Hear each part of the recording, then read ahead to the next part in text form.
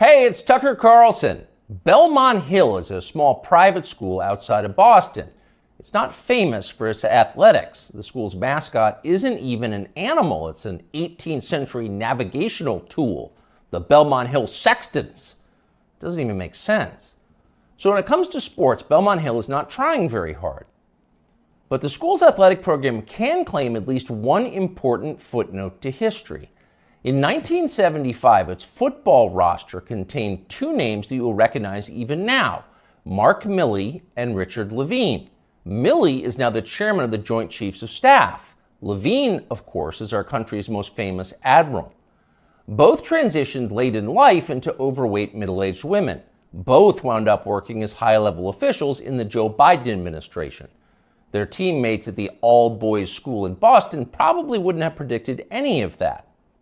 Here's what Rachel Levine looks like now from a video he just posted on Instagram. Hello, my name is Admiral Rachel Levine, and I have the honor of being the Assistant Secretary for Health at the United States Department of Health and Human Services. Happy Pride. Happy Pride Month, and actually, let's declare it a summer of pride. Happy Summer of Pride. Happy Summer of Pride! Rachel Levine is so darn proud he'd like to tell you about it all summer and possibly into the fall. He's got a lot to be proud of. What specifically, you ask? Well, strangely, he doesn't say. Nor does he mention his former wife or children. He doesn't tell us whether they're proud too. Since none of them have been invited onto the Today Show to talk about their feelings, we're going to have to guess. For now, we're going to assume that his former family is proud. And why wouldn't they be? Few Americans in our history has come as far as Rachel Levine. Here's a fat guy in a Halloween costume who somehow became a federal health minister. Not a small thing, you try that.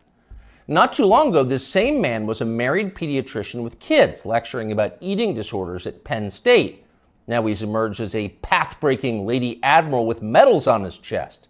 And he did all of that without winning a single naval battle, or even being female. It's pretty inspiring.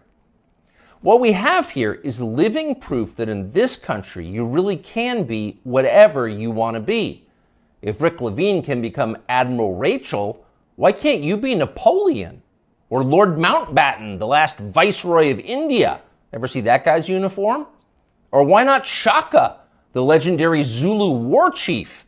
You could bring your assegai and leopard hide shield to work at Deloitte and no one would be allowed to say a word about it. The HR department would have your back. Unfortunately, you can't actually do any of that. The point of Rachel Levine's amazing transformation is not to free you from the inflexible husk that you were born in so that you can be more fully yourself, whatever you decide that is. No, that's not the point. Rachel Levine's personal journey has nothing to do with you. It's about him. It's his journey. Your fantasies about becoming something totally new and different have not been approved yet. In fact, they're weird. Shaka, the Zulu war king? Come on, that's racist.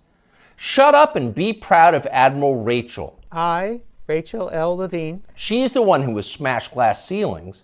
You just got some kind of weird fetish. So actually, now that we're saying this out loud, it's pretty clear that Rachel Levine has no interest in liberating you from anything. This is not about liberation. It's just the opposite. It's just another religious war, same as all the others.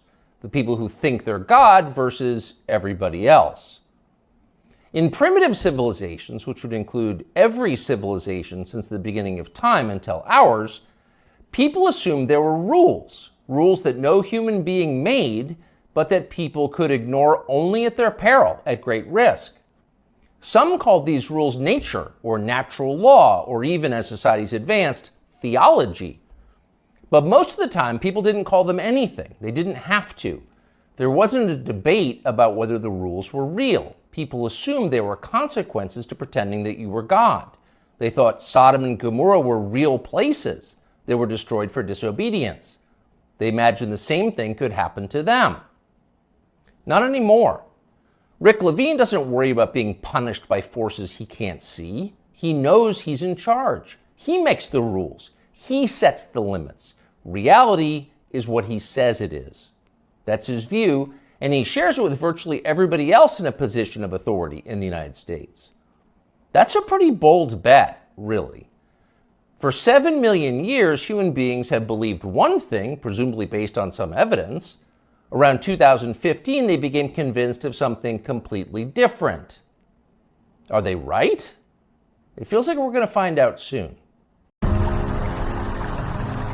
Younger people say the news is full of lies. In Kennedy's motorcade. 239 people. Death of Jeffrey Epstein.